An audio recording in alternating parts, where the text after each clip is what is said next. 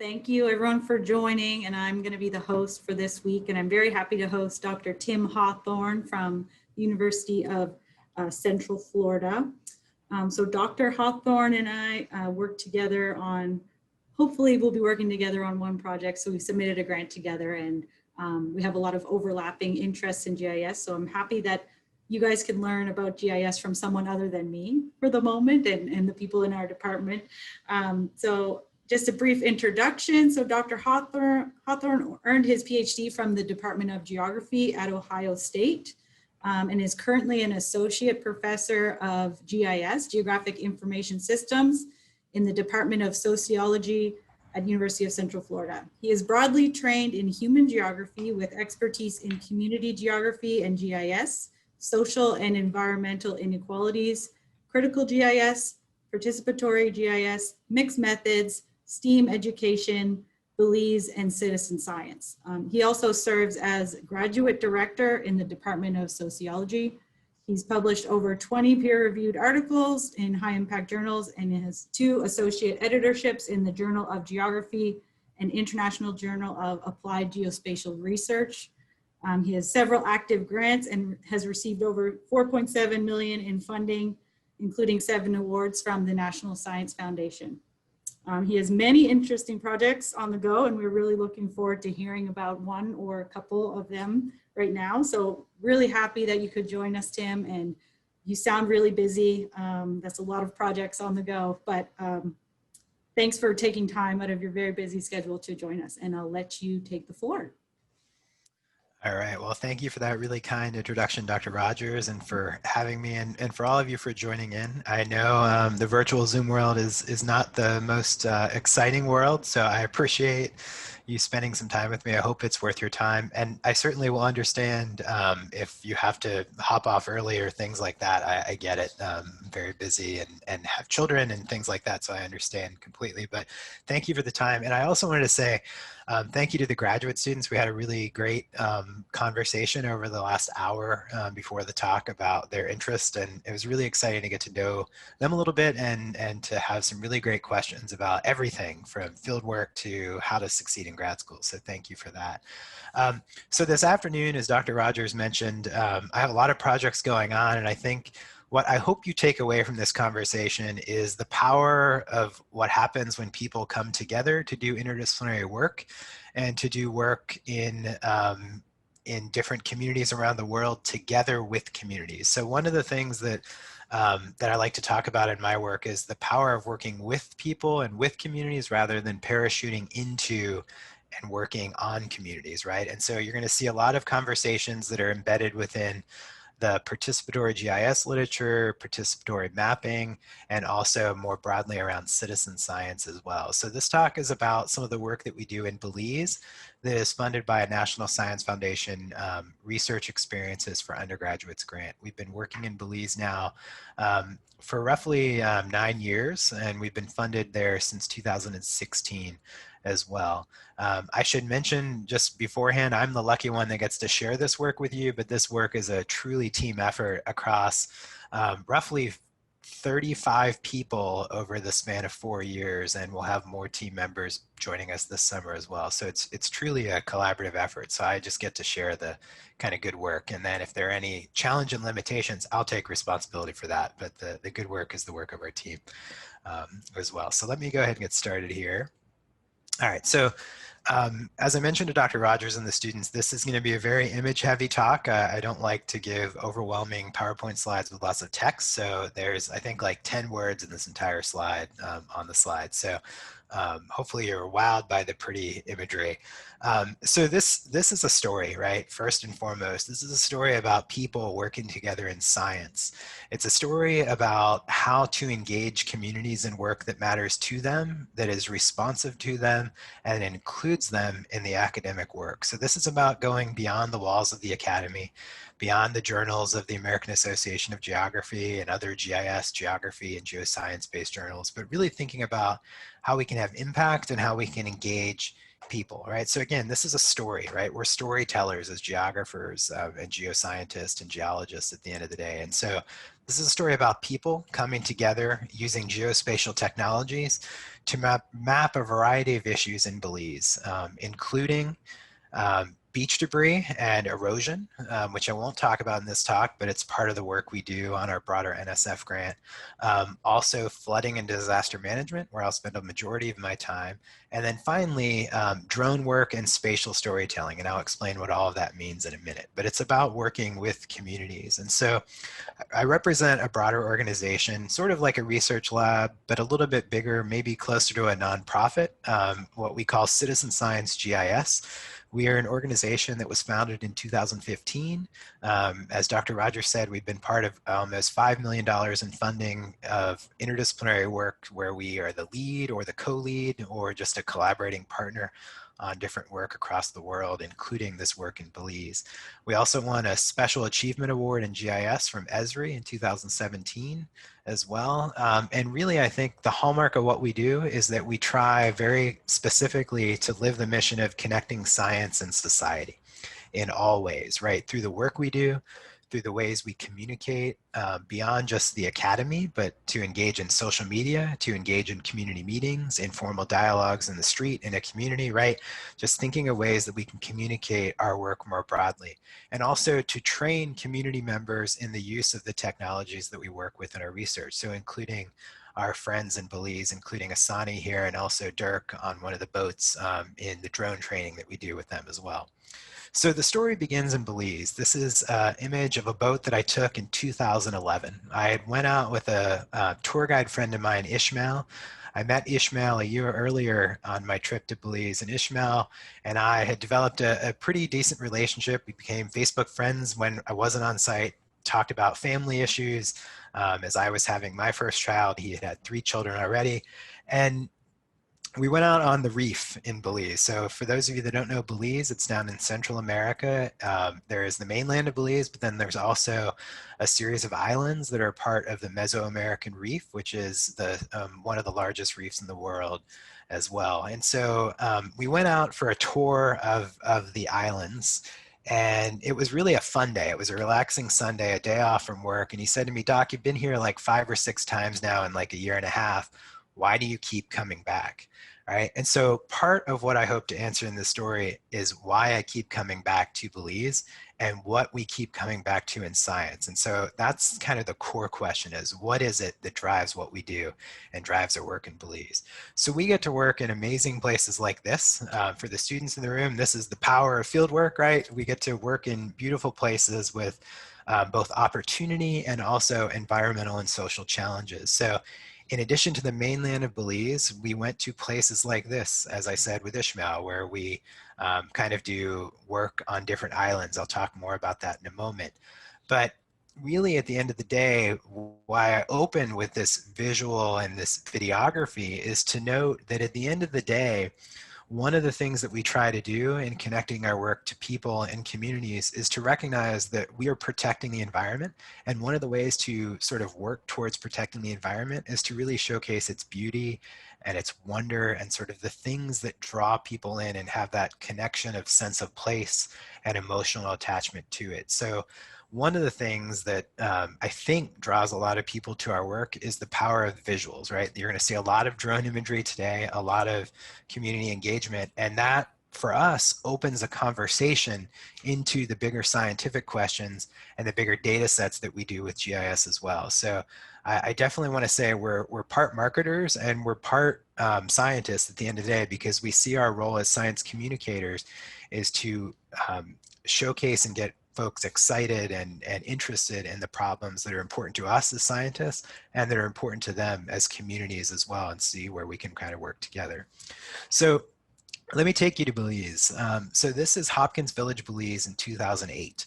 Hopkins Village is sort of landlocked between the Caribbean Sea on its eastern border, and on the western border it has a lagoon.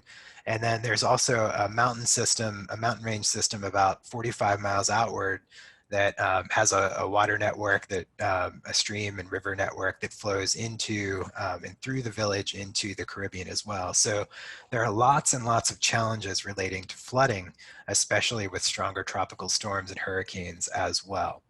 And so that was 2008.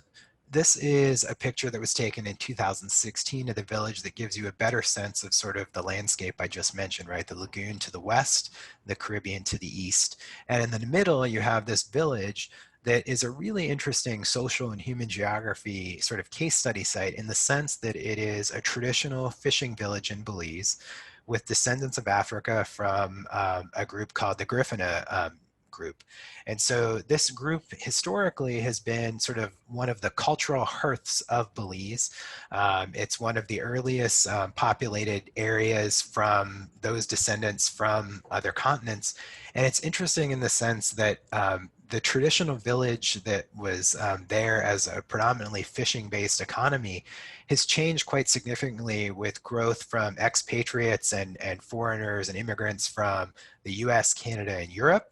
And so on both the northern and southern ends of the village, you're seeing new developments, condo developments, you're seeing homes, more wealthy homes, and also small, really top 4 or 5-star resorts that are popping up on the north and south ends as well, while the traditional village is centered there in the middle. So there's a lot of social dynamic and economic change happening in this village. So we were invited to work in this village in late 2015, early 2016, to assist a nonprofit and then the then village council in understanding flooding risk for this particular presentation.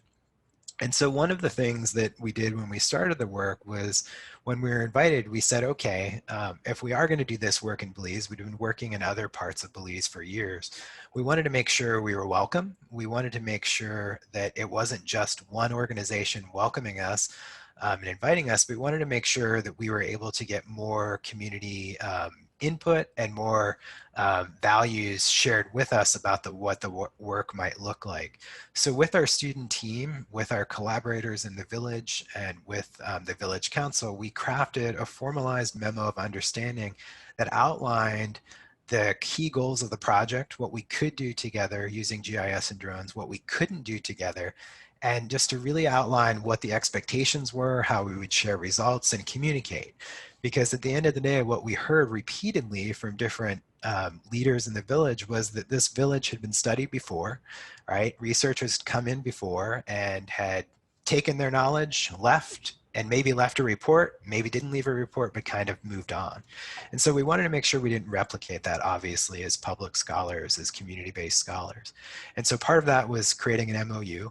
The other part of that was identifying goals collaboratively of what the work could do, and then also committing to sort of education and outreach strategy as well that I'll talk about a little bit later. And so the core part of the project that I want to talk about today is flooding and disaster management.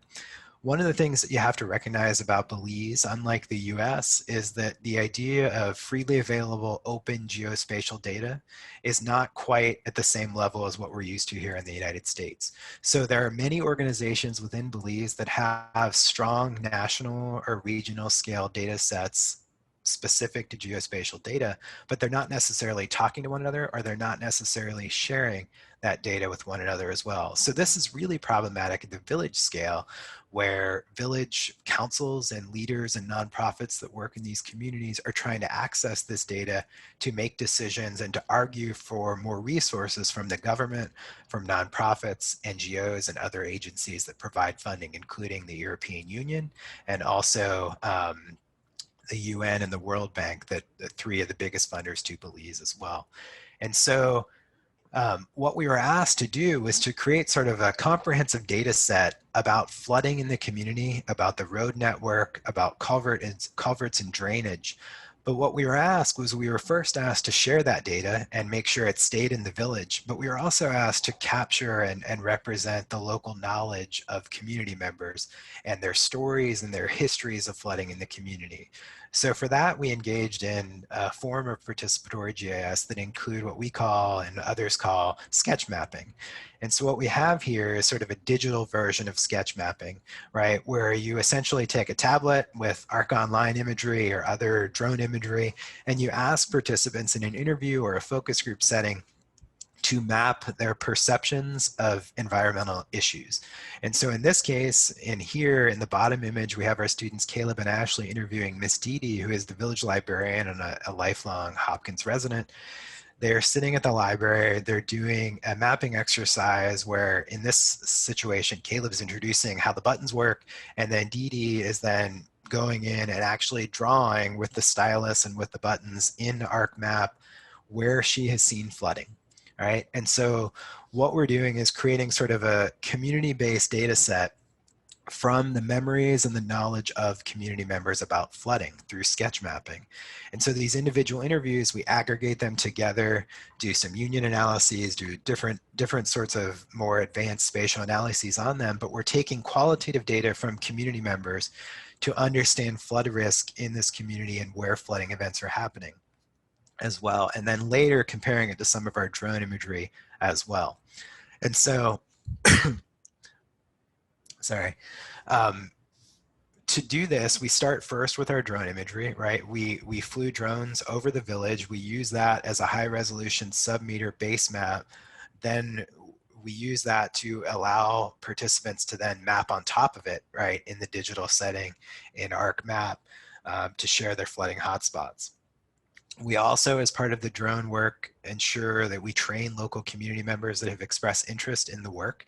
So for example, we have in the yellow vest, the local Red Cross rep, Dirk Francisco, who is also a tour operator with the largest sort of social media presence in the village, a group called Hopkins Uncut. And so Dirk is being trained here by our former research coordinators, Christine Munisteri and Lane Graham. And what they're doing is they're working alongside with Ted McCoy, who was then Village Council Chairman from 2016 to 2019, to learn how to fly the DJI Phantom 4 drone and to collect imagery of flooding in this case, but also other issues, excuse me, other issues of concern in the community as well with the drone. Importantly, as part of this collaborative partnership work, one of the things we learned was early on, rightfully so, if you're going to introduce all this technology, don't just introduce it, you have to leave it, right? We have to have access to this technology when you're not here as foreign researchers. So I'm happy to say, as part of our funding and our partnership, independent of the National Science Foundation, because we can't fund the technology through that grant for federal government reasons, we have additional funding that has allowed us to purchase a drone, leave it in the village, and it's used when we are not on site through Dirk and other community members as well to support the work and to support their additional needs beyond the scope of the work that we do together. Here is an example of some of that work that happens. So we have 18-year-old Asani Palacio, who has worked with us informally as a then youth coordinator in some of our youth outreach work, but now is doing drone operations in the village where he's looking at sargassum blooms and marine debris.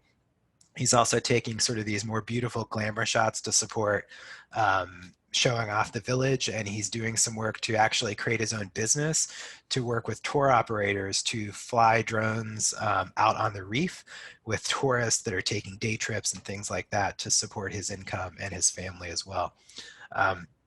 So drones are integral to this work. The sketch mapping component is also very much integral to the work as well. In addition, our student teams work with community members to map all of the structures in the village as well, to look at the vulnerability of structures to localized flooding.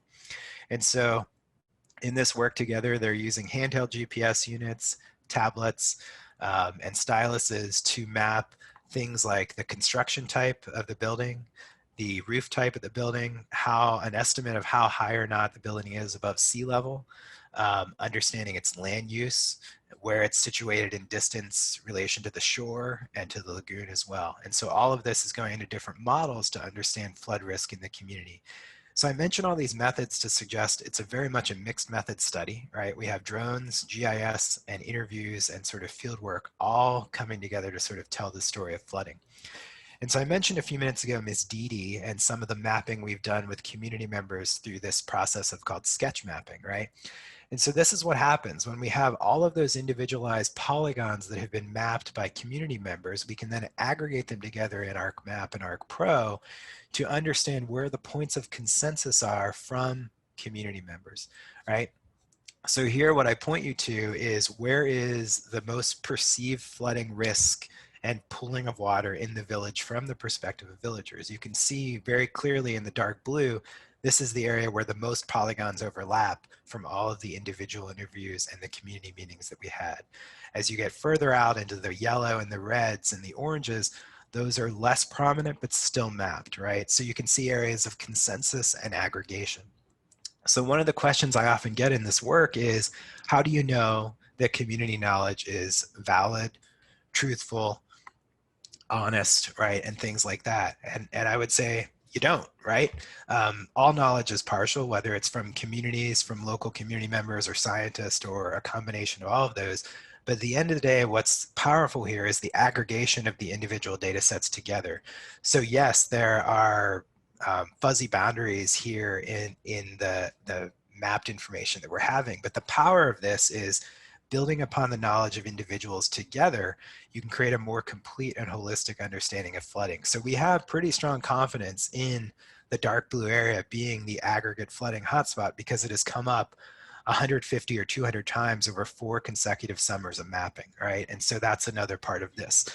A second part of this that's interesting is overlaying these perceived boundaries of flooding hotspots on top of things like culvert and drainage ditches in this community. So the black and white dots represent culverts. The black dots represent culverts that have malfunctioning systems, right? Or debris or old shrubbery or leaves or palm fronds that are stuck and limiting water flow. The white ones are representing fully functioning. So you can see a lot more black dots than white dots, right? So there is a culvert management problem within the village. You also can see that in that darkest blue flooding hotspot, there are no functioning culverts in 2016 and 2017. One of the benefits of this project and sort of the outcomes was the community was able, the village council and community members were able to use these maps and these data to support an additional proposal to get funding to add new culverts and new drainage into some of these hotspot areas. So a real benefit beyond the science used to support impact policy improvements of infrastructure in the community as well. I mentioned also that we map structural vulnerability in relation to flooding. So here you have a map. I apologize, the pixelation is a little hard to see here on Zoom. But what you need to know here, this is just a clustering analysis that shows you vulnerability in relation to proximity to the lagoon and the savanna, which is the biggest flooding spot in the community outside of the core building structures in the village. And also the construction type of buildings. So especially buildings that are made on wooden stilts or made out of cheaper wood products compared to more sturdy concrete buildings, right? So you can quickly see here the dark reds are the highest vulnerability on the indexes that we've done, and the bluest are the lowest vulnerability. And what you can quickly see here is a comment I made earlier about the sort of the social dynamics in the community. So the reds are sort of the lower the lower rent or the lower price land plots for the traditional village, and on the north and the south ends you have the higher priced rents and the higher priced lots for the bigger developments or the bigger homes or the vacation homes or the wealthy landowner homes as well. So you can quickly see some interesting social dynamics happening here in relation to flooding vulnerability as well. The final thing here is related to another form of our sketch mapping. This is related back to the culvert functionability. So this is from data from a couple years back in the summer of 2018. The village council asked us to map out the infrastructure improvements that were continually needed because they were getting new funding from the government of Belize to put in some new road networks and some new infrastructure. So as I mentioned before, some of the grant work and some of the research that we're able to do helps support excuse me, some of these new culverts to go into the village as well. And so here all you're seeing is another form of sketch mapping that shows where drainage ditches and where new infrastructure was needed to support flooding. And so you can quickly see the dark greens, the need for infrastructure, aligning with that map from a few slides ago that showed that high hotspot of flooding as well for the most part.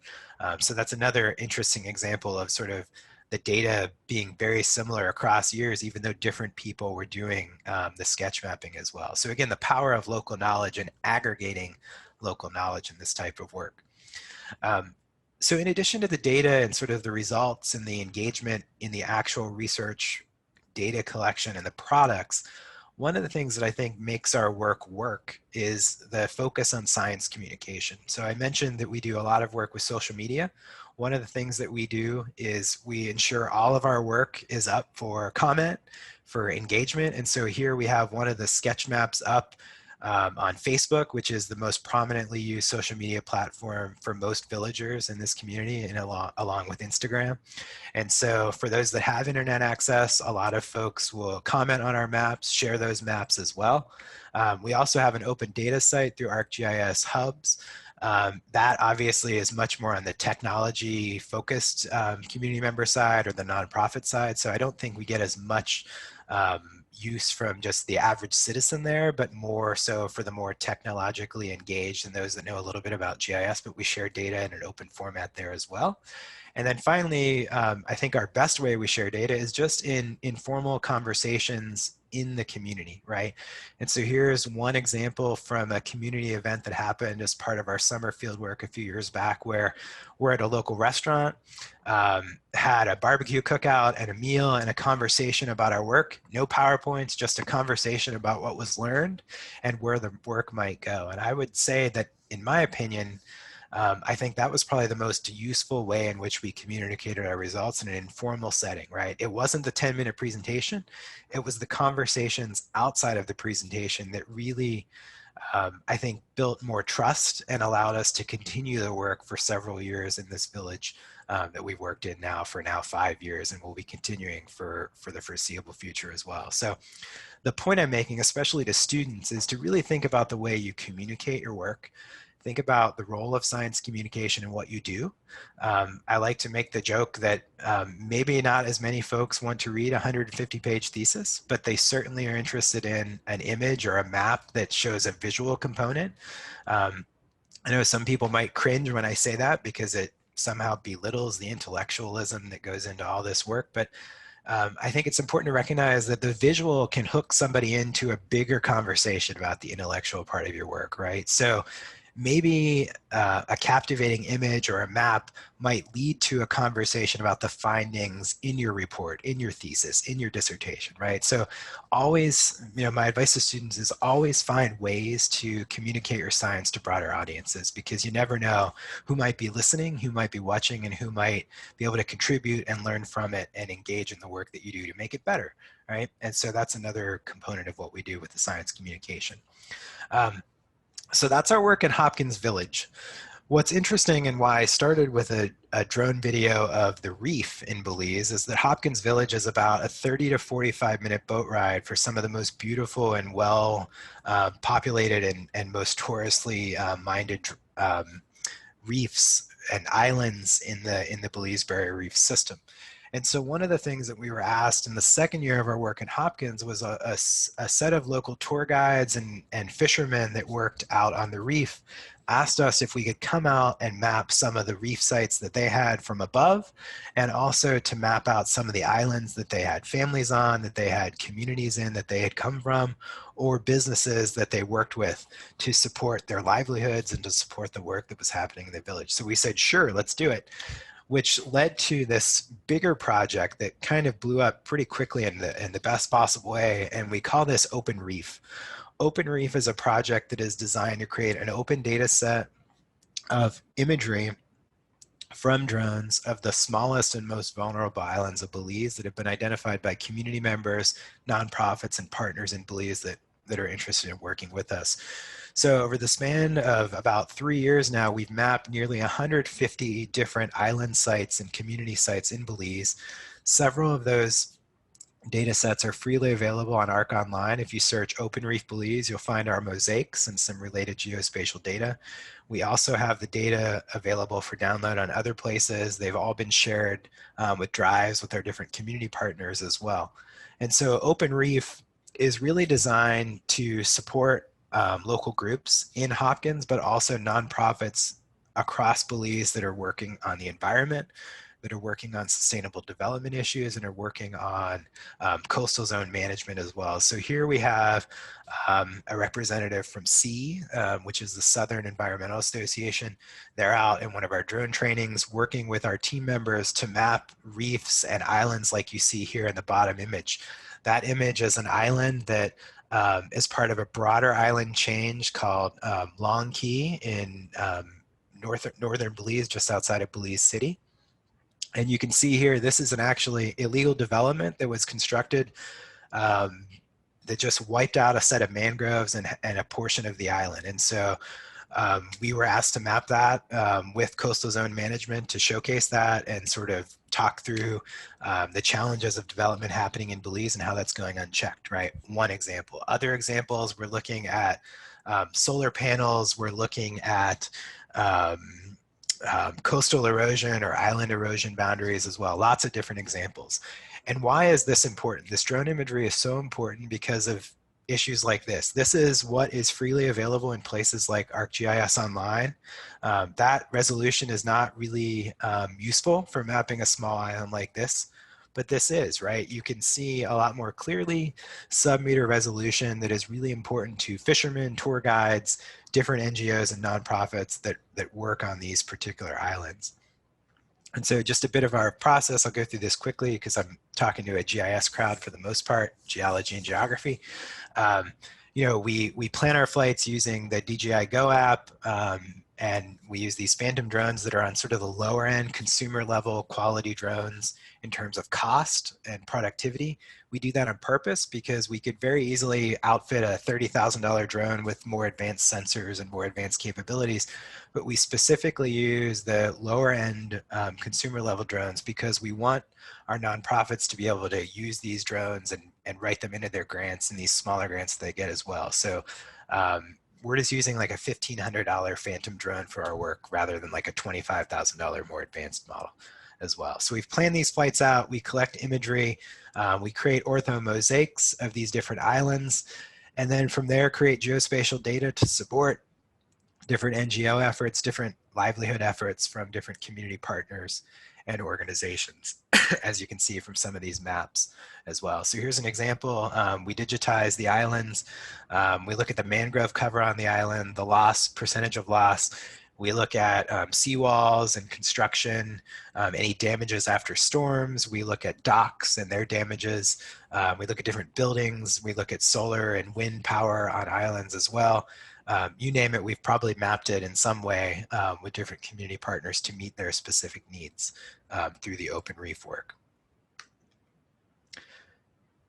And so the final piece I want to mention in relation to the drone work is the connection backs to mixed methods, right? So it isn't just about flying drones, it's also about getting community input, sharing their stories, sharing their histories. So here we go south in Belize to Monkey River Village, which is another village a bit smaller than Hopkins Village. This one has about 50 families living, a community of about 200 or 300 folks. We started working in Monkey River Village off and on in 2018 and have now done 3 separate drone flights and sets of field work with our community partners through an organization called Fragments of Hope. That is a coastal restoration group that they focus on reefs, but they do a lot of work with this particular community as well on the mainland of Belize. And so we were asked to work with them to recognize that they were losing a lot of their shoreline to erosion and runoff from a processing plant upstream and up the coast, and also from some other wave action and some other issues that were identified by the local water association. So here what we were asked to do was to use the drone imagery to then create a conversation where community members could redraw their boundaries of their community, to remap what was lost, and to really visually represent all of the loss that they had seen over the last 10 to 20 years through these massive processes of erosion. So what you see here on this map is a crude representation digitally drawn through sketch mapping by community members in these different work sessions with our students. The yellow is representing buildings and homes that have just been completely washed away by the shoreline erosion. The red is representing a rough estimation of where the shoreline was in the past. And the black is representing roads and paths that have been sort of taken away by the washing away of the coast as well. And so this information is really important for this community to tell their story, to advocate for more resources. They're trying to institute new mitigation measures to protect their shorelines and their coast. And so this is one set of data and a broader set of data they have to support the work that they do around flooding, around erosion, and disaster management in this community. So the work kind of builds from the work I started with talking about in Hopkins Village and out on the Reef, to combine drone imagery with community input from this sketch mapping process through a mixed methods approach. So at the end of the day, this is a story sort of focused on people, right? It's a story in which we talk about the ways in which geospatial technologies can be used to highlight local knowledge, right? It's a story that focuses on combining science and society in a way that allows us to prioritize community members' voices in the work that we do and contribute to the creation of a set of data that support their decision making, support policies, support new grant funding and opportunities for them to benefit from the academic research and the community-based research that we do. And so that brings me back to my beginning, which was the story of Ishmael, my friend, the boat captain and the tour guide in Belize. And he said, "Doc, why do you keep coming back to Belize?" And I think it's pretty simple. One, we keep being welcomed back, but most importantly is because of the people. It's the interest in working with science. It's the interest in working across the society and science connections that are so important and often so missing in research. And so that is one of the biggest motivating factors in the work that we do, is this connection to society, the connection to people at the end of the day. So Citizen Science GIS is a story about people. The work we do through this NSF grant is prioritizing people's voices and representing their knowledge in the work that we do as GIS researchers. And importantly, we want to recognize a comment made many years ago in the literature by Donna Haraway, and she said that people are more than dots on a map. Right? And so this is a way to emphasize local knowledge that can have impact, that it can have conversations, it can engage in future dialogues about work. It certainly has its limitations. There are lots of ways to criticize this, and I'm certain we will talk about those in the dialogue. But the bottom line is we're trying to work in ways in which we can better connect science and society through people. So my concluding point is that science is not just about scientists. It's not just about researchers. It's about engaging everyday extraordinary people. And if we come into the research that we do with communities with the understanding that everyone in the room has knowledge, that knowledge is valuable, it enhances the science and enhances the products that come with it.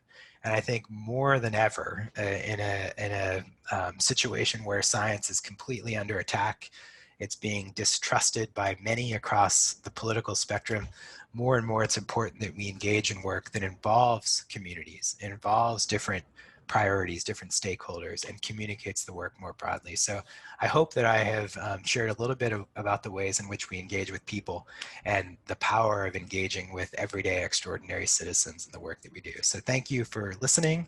Thank you for engaging. And I'm happy to turn it back to Dr. Rogers to lead us in hopefully a dialogue about this work and others that are of interest to all of you. Thanks. Great, thank you so much. That was awesome. Yay. Okay, so we have 30 people, 31 people in total in this room. So I expect at least 15 questions. Let's see. Okay, who has a question for Dr. Hawthorne? Yes, Dr. Mitra. Did I unmute myself? Yes, I did.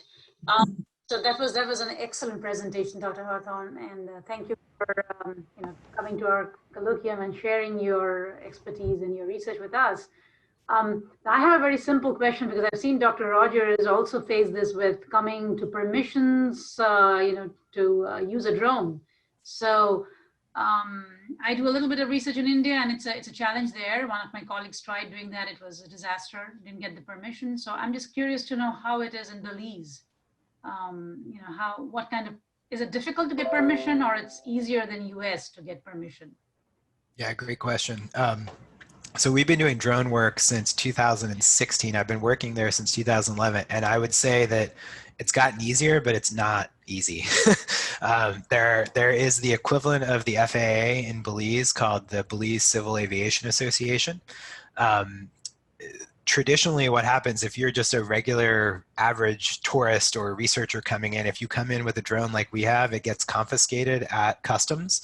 They'll put it into a room, lock it up, they'll give you a slip, and then you get it as you depart the country later as well.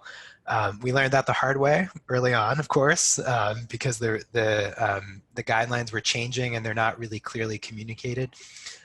But one of the things, and this gets to the broader idea of partnership, is that once we learned that, obviously, we made sure to get involved and engage with different organizations. So we have really good connections now and partnerships with the Belize Civil Aviation Association.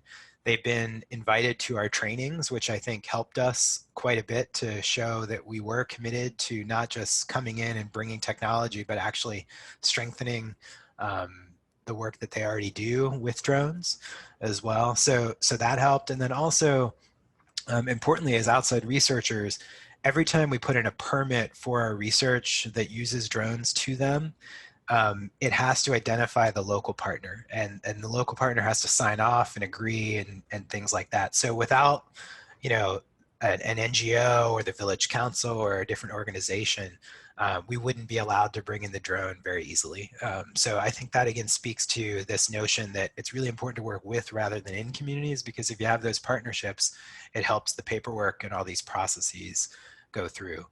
But it's still a challenge. Even with that paperwork, it's still a challenge. I've been in the customs office, grilled many times of why I have 4 drones, why I have a pack of mini drones for the kids, right? Like all sorts of questions. And I mean, rightfully so, right? Like there's a lot of technology and a lot of money in that bag. So I think it's frustrating as a researcher to have to go through that, but I understand the reasons why we have to go through that for sure. Thank you. Yep. I put a comment in the chat. If you're too shy, you can always just type it out and I can read it for you if you prefer. Maybe just a quick follow-up question. What's the general lifespan of your Phantom 4s? How long can you get those to last?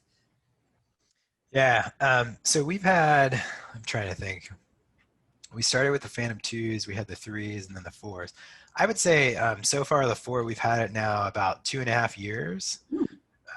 But we have like a small fleet of them. So in addition to the one that we leave, I think we have 6 or 7 total.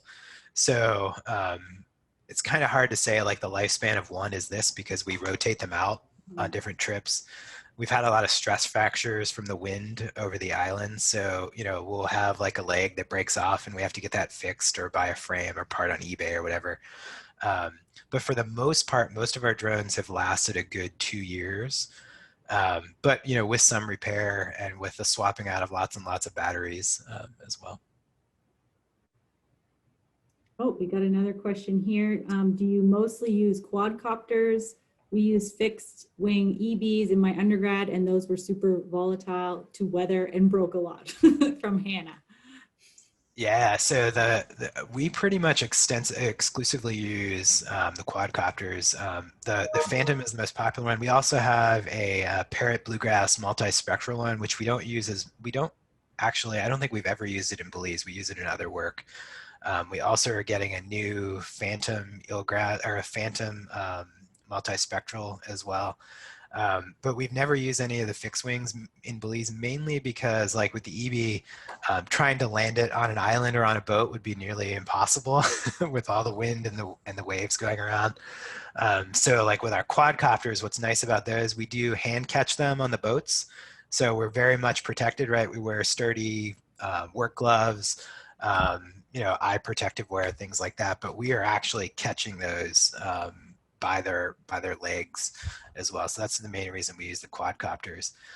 If you Google drones in Belize, this was before we did some of our drone work, but there was a really great story that got coverage everywhere.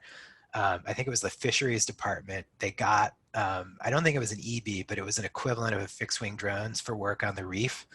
And they lost both of them in 2 weeks because, they're impossible to fly in heavy 30-mile-an-hour winds, right? And so I think like $15,000 worth of drones went into the reef pretty quickly, unfortunately. But yeah, we're mainly quadcopters.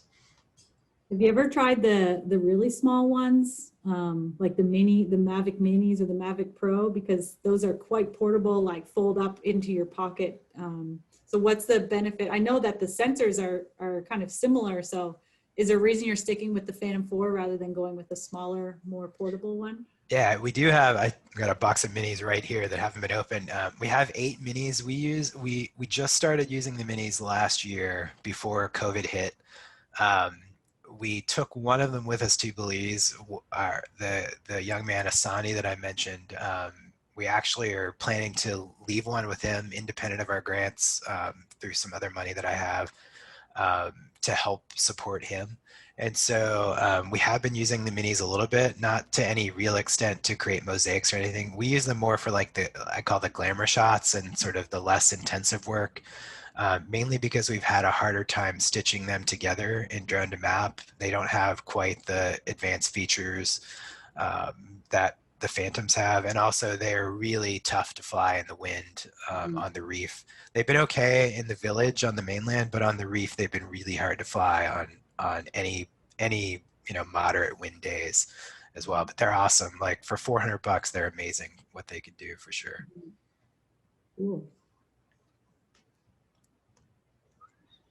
Okay, we have another question here from our chair of our department, Dr. Lee.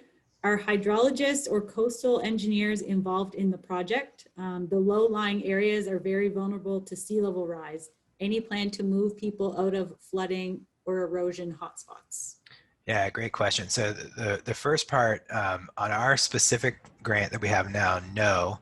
But the partnerships that we've been developing in Monkey River Village, for example, we've met up with a colleague of ours called, her name is Dr. Maya Trotz. She's at the University of South Florida.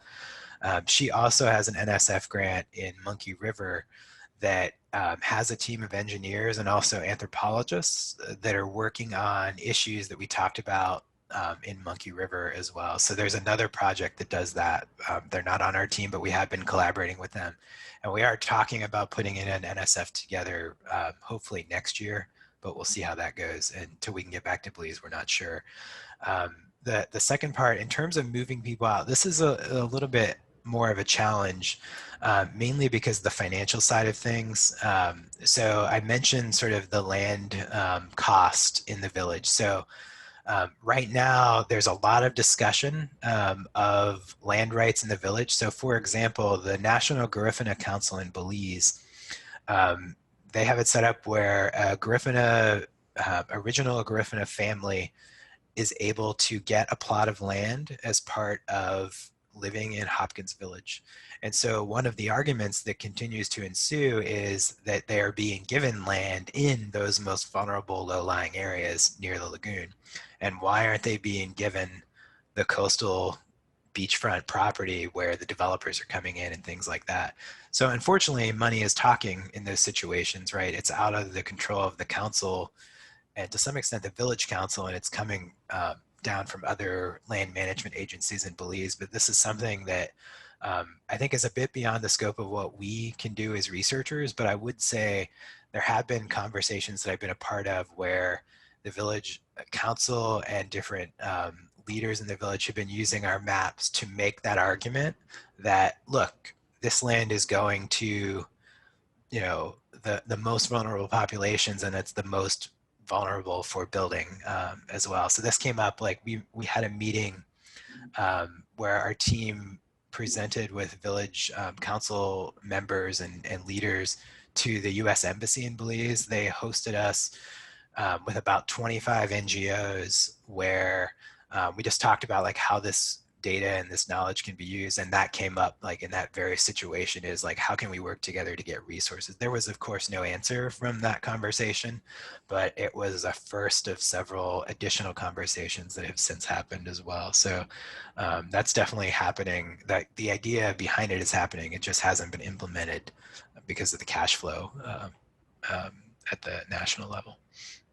I guess your maps are very important for this topic of proving where flooding keeps occurring over and over again, and the vulnerable housing structures just so happen to be, you know, in these areas. So they're proving that people are at risk so that something can actually be done about it. So I think your maps are probably really critical for any type of policy discussions that might ensue later. Yeah, absolutely. And one of the things that was interesting when we presented at the embassy, the number 2, the deputy chief of mission said, "Why Hopkins?" And I don't think she meant it the way it sounded, but when she said that, one of our colleagues from Hopkins, a lifelong resident, got offended and started laying into her, and he said, "Why not Hopkins?" And he goes, "The problem with this country," and as somebody, he was from that country, he said, "is that you don't think of places like Hopkins. You think of Belize City, you think of Belmopan, you think of San Ignacio, the bigger cities and towns in this country." And so he was then making the argument through the visuals. He was like, everything you see here is why it should be Hopkins, right? Everything you see here is why we need more geospatial technologies in places like Hopkins as well, to get at this inequality that's happening throughout the country. And it was a really interesting moment, totally unscripted, like totally unplanned, that we just kind of sat back and listened to. That was just really fascinating. That speaks to this broader human geography issue. Mm-hmm. We have another question here from Dr. Mitra. So she saw the bus picture on your first slide. She also read about it on your webpage. Can you talk a little bit about the GeoBus project, please? Yeah, sorry. I did skip over that because we were short on time, but let me just, let me pull this up. You need to see it quick to really understand the enormity of it. So this project, so I mentioned sort of like training and education efforts and things like that. So we're firm believers that as part of our community partnerships, like education is at the forefront of it. So everything we do, like from a grant perspective, has what are called broader impacts, right? So how does this work benefit society? One of the ways we hit that is through K12 Outreach. And that sounds like we're just doing it because it's in the grant. That's not why, right? Like we actually value this. I'm a parent, right? I worked with kids all my life. Like we love working with kids, and every time we work in communities in Belize, here in Florida, elsewhere, everybody always says like, how can you get kids excited about this technology? Like we want them to learn this as a science tool. And so for years, we've been doing this thing we call the Maps, Apps, and Drones Tour, where we go to schools, we go to libraries in Belize, in the US, and just have a dog and pony show, right? Like we talk about the technologies, we do online mapping apps, talk about how Pokemon Go is all location-based technologies, all that stuff. We fly mini drones, the smaller handheld kid-friendly drones, right? To expose kids to geography and geospatial tech. And so we did that, like we just pack it up in the back of a car and we're like, there's probably a better way to do this. Because one, it's hard to pack all this stuff up, and two, it's just not big enough. So we said, let's build a bus. And so we started Googling like GeoBuses, and ironically, there were none in the US. There were 2 in the UK, but they were like small vans, and they were focused specifically on geology and not geospatial technology more specifically. And so we're like, all right, cool. So we trademarked the term GeoBus, and this is it, right? This image. It's a little bit in a stall right now because of COVID, obviously. It's been sitting in a warehouse since February 15th, waiting for its next step. But what GeoBus is, it's a converted city bus that was donated to us by the city of Orlando 40-foot bus. Here we are, we're actually, this photo is staged. I didn't help put the solar panels on, but this is at the solar company where they donated a solar system to have 12 panels on the roof that will power the interior of the lab. And then it's in a warehouse right now because the next step in it is we're getting an inverter and power system to power the panels from another company called Green Rhino. Unfortunately, they have been shut down for the most part since COVID started. So they're just revamping their operations beginning this month. And so sometime in November, they're going to start building the system to power the interior with the panels and to store all our energy. And then from there, it moves on to a local company to actually put in the shelving, the cabinets, and the mounts for the technology. And we're going to have a mobile lab, parks at a school. And, you know, it's basically a classroom on wheels that you can sit in a school parking lot. We're going to focus on Title I and high need school districts here in the US, specifically in Florida to start. And then with a partnership through Esri and some other partners we have, we're hoping to expand this to a network around the country. So Auburn, let's build one. Let's build an Alabama one too. And then we also are hoping and trying to get some support to do a similar project in Belize as well on a little bit of a smaller scale with a smaller bus, just because it would be hard to get this bus into some of the villages up the mountains that we're working in other areas of Belize. So that's the project. It's a big dream, but it's becoming a reality through partnerships, through donations. Like this solar company, they found us on Twitter, like the power of social media engagement, right? They found us on Twitter and reached out, and then they donated like $45,000 worth of stuff to support STEM education. Like that's the power of science communication, if you ask me. So that's what it's all about. So come on down and see it when it's built and done. Absolutely. Cool. Oh, apparently in Alabama, we have a similar science in motion education projects for high schools as well. But I think your bus looks a lot cooler. I've seen that science in motion bus. There's a ton of like similar to what you all mentioned there in the comments, like the BioBus program. So there's a BioBus program out of Columbia in New York City. There was a BioBus at Georgia State when I was there. There's a lot of like more science focused, like biology focused buses, a lot less on the geography, geospatial tech side, unfortunately. So we're going to change that, we hope. Yeah, cool. All right, maybe time for one or two more questions. If any other burning questions. I have a question. What's the size of your department in sociology, and how many of you are actually geographers? Yeah, so in sociology, we have 25 full-time faculty. We also have some adjuncts as well. There are 2 trained geographers, myself and Dr. Ingrid Lee, who I believe at one point was at Auburn as well. So there are 2 of us, but then GIS is sort of spread across a cluster and across multiple departments. So all in total at UCF, we probably have anywhere between 30 and 40 faculty that either teach or do research using some form of geospatial technology. So that was partly why Dr. Lee and I were hired here, was to sort of build that capacity and create the connections. UCF sort of takes the Arizona State model to education, that the investment in new faculty hires and new research clusters has really been at the intersection of disciplines. So GIS obviously is very interdisciplinary. So partly why like no department has more than like 2 or 3 GIS faculty, because they want departments to be spread out and connect and collaborate as well. So yeah, we probably have about 25, 35 or so across UCF. Great. Okay, maybe last one. Do you make much use of free and open source software such as QGIS, and how can the small villages afford ArcGIS products? Yeah, great question. So we are getting more and more into the development of some QGIS stuff. We've used CrowdMap in the past as well, in addition to QGIS. So most of what we do is through like the free Arc Online stuff as well. We also have, through a different set of partnerships outside of UCF, we have access to free licenses to share with our community partners. We also have additional partners outside of our work that have been able to get free access for distribution of licenses to different groups as well. So for example, like I mentioned, Dirk, the local Red Cross rep, he has a license for Esri products as well. So it hasn't been so much, to be honest, I don't want to punt the question in any way, but I would say that the question has not been so much about like the affordability of the tech. It's been more about the training related to the tech. You know, the tech is one expense, and it's a big one, obviously, if you can't get those free licenses.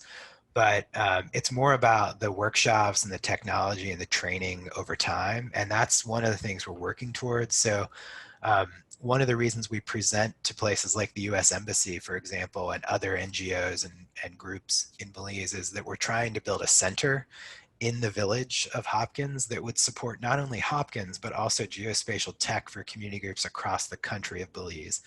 And so that was part of that question about why Hopkins, right? And that was Dirk's intro at the meeting with the embassy was, when we do this, like this center is going in Hopkins because this work is where it started, and we want other villages to learn from us and we want to train them. And so when he said we, it wasn't just us, it was like he wants folks like Asani and him to be able to lead these trainings as well. So that's part of it. I think the technology is one thing, but also the training of it is really, really important long term. And we're doing an okay job at that, but we need to do better with the training as well.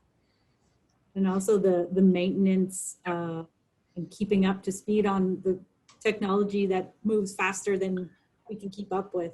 Yeah. And I think, to be frank with you, I think the most wanted thing that we've had has been the drone, right? The drone has been the tech that has been most useful in the village. The data, at the end of the day, I think the products have been more useful than the open data hub and the data sets themselves. I think the products that came from it and then the drone itself have been probably the most important things that we've heard from our partners. Great. So I think if there's nothing else from anyone in the crowd, we will thank you and stop it here. Is there something that you wanted to share with us about this slide? Yeah, really quick, sorry. No, So in the spirit of like open science and dialogue, you know, the virtual world is no fun, obviously, with Zoom, but one nice thing has been the opening up of opportunities across talks like this and communication. So we are creating a new speaker series we just announced this morning that's focused specifically on geospatial technology careers. So we have 8 speakers lined up over the next 3 to 4 months. The first one next week is a big one. It's the State of Florida Geospatial Information Officer. She's going to speak of what the job prospects are, not only in the state, but at the national level for GIS. So this is going to be on Zoom next Thursday, 3 to 4. I'll send the links to Dr. Rogers. All are welcome, students, faculty, community partners alike, just to learn more about the cool opportunities for these careers as well. Very different from an academic talk, much more focused on dialogue around careers as well. But that's perfect. it. I'll be sure to share that with the whole department so they can join. Okay, well, this has been great listening to you this afternoon and bouncing some ideas with the students, and we really appreciate you taking the time to meet with us at Auburn. Yeah, thank you all. I appreciate your time, and please reach out if you have any questions. Dr. Rogers has my contact, but hope you all have a great semester. Stay well, stay safe, please vote, and stay well. Great, thanks, Tim.